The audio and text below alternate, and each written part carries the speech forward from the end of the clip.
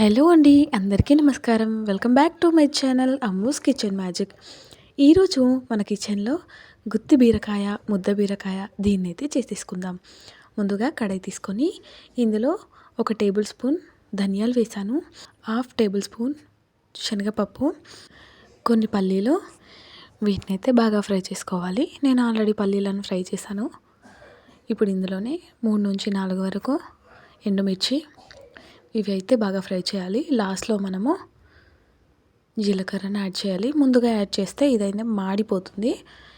చివర్లో నువ్వులైతే వేసాను. నువ్వులు కూడా నేను ఆల్రెడీ వేయించి పెట్టుకున్నాను కాబట్టి స్టవ్ ఆఫ్ చేసిన తర్వాతనే నేను నువ్వులు వేసుకున్నాను. వీటినైతే బాగా ఇట్లా కలిపేసుకోండి. తర్వాత మిక్సీ జార్లో అయితే తీసుకోండి. ఇందులోనే 4 నుంచి 5 వరకు ఎల్లిపాయలు తీసుకున్నాను. దీన్ని ఒకసారి మిక్సీ పట్టుకున్న తర్వాత 2 టేబుల్ స్పూన్ కారం, 1.5 టేబుల్ స్పూన్ సాల్ట్ వేసాను. 1/2 టేబుల్ స్పూన్ గరం మసాలా కూడా వేసి మళ్ళీ ఒకసారి అయితే మిక్సీ పట్టేశాను. చూడండి, ఈ విధంగా అయితే మిక్సీ పట్టేశాను. దీన్ని పక్కన పెట్టేసుకొని ముందుగా మనం కట్ చేసుకున్న బీరకాయని ఇందులో అయితే నేను చేసిన పొడి మొత్తం ఇందులో కూర్చేసుకున్నాను, అన్నింట్లో కూడా. ఇప్పుడు మళ్ళీ ఒక బౌల్ పెట్టేసుకొని ఇందులో సరిపడా ఆయిల్ అయితే వేసుకున్నాను. పోపు దినుసులు అయితే ఇందులో వేసేసి 2 పచ్చిమిర్చి వేసాను. ఇవి బాగా ఫ్రై అయిన తర్వాత ఇందులోనే ఆనియన్ అయితే వేసుకుంటాను. ఒక మీడియం సైజ్ ఆనియన్ని చిన్న చిన్నగా ఈ విధంగా కట్ చేసి దీన్నైతే ఇందులో వేసుకోవాలి. బాగా ఫ్రై చేసుకోవాలి. ఇది ఫ్రై అయిన తర్వాత 2-3 రెమ్మల కరివేపాకు అయితే ఇందులో వేసుకొని ఇది కూడా బాగా ఫ్రై అయిన తర్వాత పసుపు అయితే వేసుకోండి. సరిపడా పసుపు వేసుకున్న తర్వాత మనము మసాలా పెట్టుకున్న బీరకాయలన్నీ అయితే ఇందులో వేసేయాలి. ఒకసారి వీటన్నిటిని కలిపేసుకోవాలి. ఒక 5 మినిట్స్ పాటు మూత అయితే పెట్టేయండి.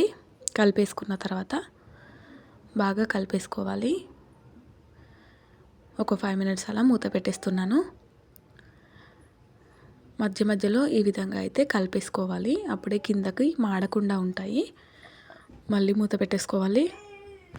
ఒక 2 నిమిషాలకి మళ్ళీ ఓపెన్ చేసి చూసి మళ్ళీ ఒకసారి కలుపుకున్న తర్వాత మనం ముందుగా పొడి చేసుకున్న పొడి ఉంటుంది కదా, అదైతే ఇందులో వేసుకొని మళ్ళీ ఒకసారి కలిపేసుకోండి.